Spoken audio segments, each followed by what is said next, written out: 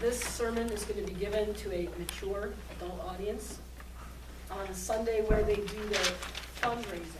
They call it Funday Sunday. And the entire church is like a carnival atmosphere. And even within the service, there's a lot of frivolity.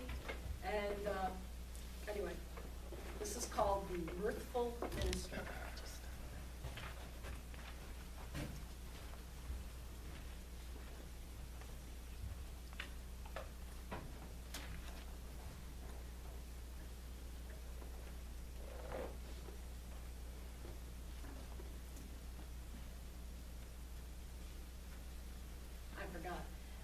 Before I begin, if you're eating or drinking, a choking warning hazard.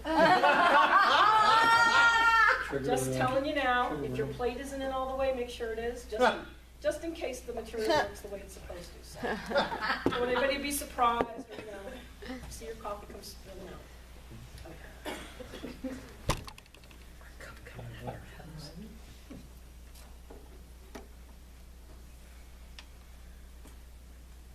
It is okay to laugh in church, just as it's okay to cry, to sigh, or to make your grocery list while I'm doing my sermon.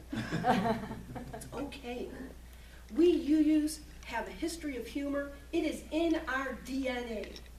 Take us all the way back to the time of King John in Transylvania, when he declared Unitarianism the official religion of Transylvania.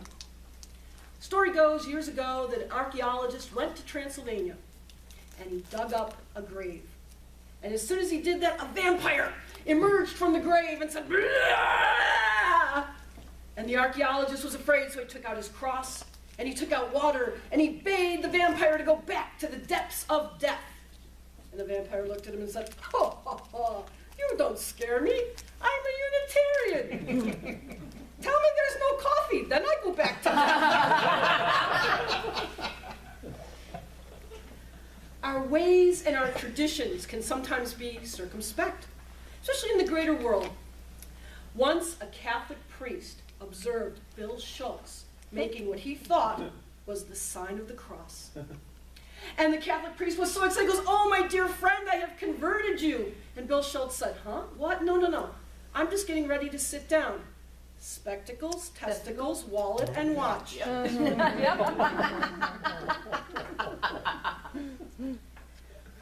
One common trait that we have as UUs is that we respect other faiths, and we follow proper protocols. As it happened, a UU woman in a very small town passed away. There was no UU church. The only church that was available was a Methodist church. So the Methodist minister called up to the bishop and said, "May I have permission to do this funeral?" And the Methodist bishop thought about that, thought about the ramifications, and then promptly answered back to the minister, "Yes, permission granted. Bury all the Unitarians you want." Now, before you think that UU churches do not exist in small towns, or that our faith is even unknown there, there's a story of a visitor who was looking for the local UU church. He thought he had mapped it out very well, but eventually his travels took him to a far-out cow pasture. While there, he asked the local farmer who just happened to be in the field, "Excuse me, sir, I'm looking for the UU church. Am I too far out?" The farmer thought for a second. And then he told the man, "Ain't nobody too far out for those people." We have never been known as an evangelic faith.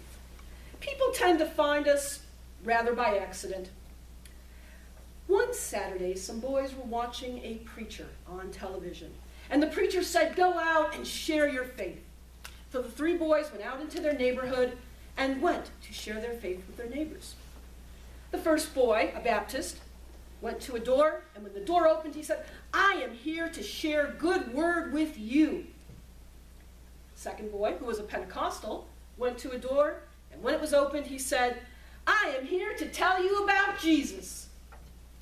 The third little boy, a UU, rang a doorbell.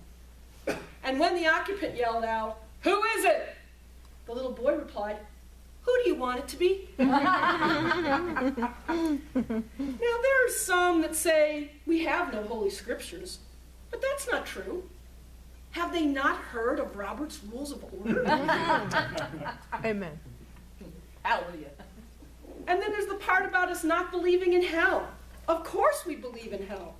We live in mortal fear of it. It is when we join a discussion group where everybody agrees. We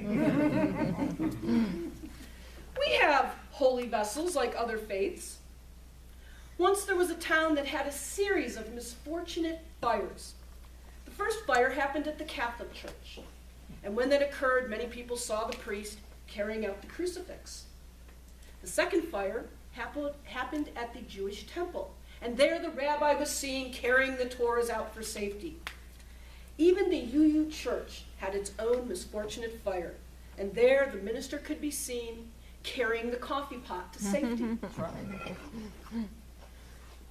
We are very devoted to teaching our young and having them share their learning.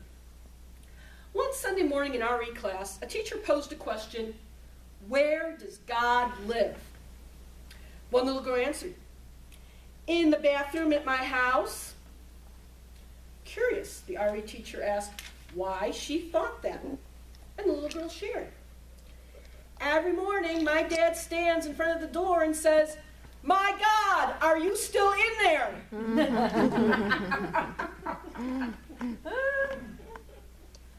We teach our young to explore and delve into the realms of the unknown.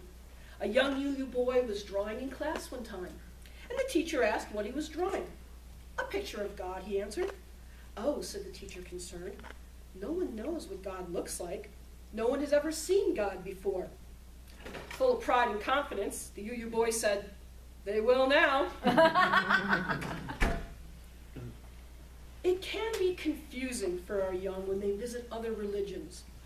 A UU boy went to visit his friend's Catholic church. "How was it?" the dad asked him upon his return. "Pretty good," said the boy. "I learned that God's name is Howard Weishaupt." "What?" said the dad. "Yeah, they did the prayer in church where they said, 'Our Father Weishaupt in heaven, Howard be thy name.'" Sometimes the intersectioning of other religions can be a shock to UU parents. Two girls were watching a TV show on John the Baptist. They thought the dunking and praying were cool. They went into the family bathroom to practice. When their mother opened the door and saw the mess that they had made, she screamed, "What are you doing?" "Baptizing," they said. "We are UUs," the mother replied. "We don't do that." Two girls looked in horror at the mess and the toilet water dripping from their faces. "Oh no," they cried. "We have become Episcopalians."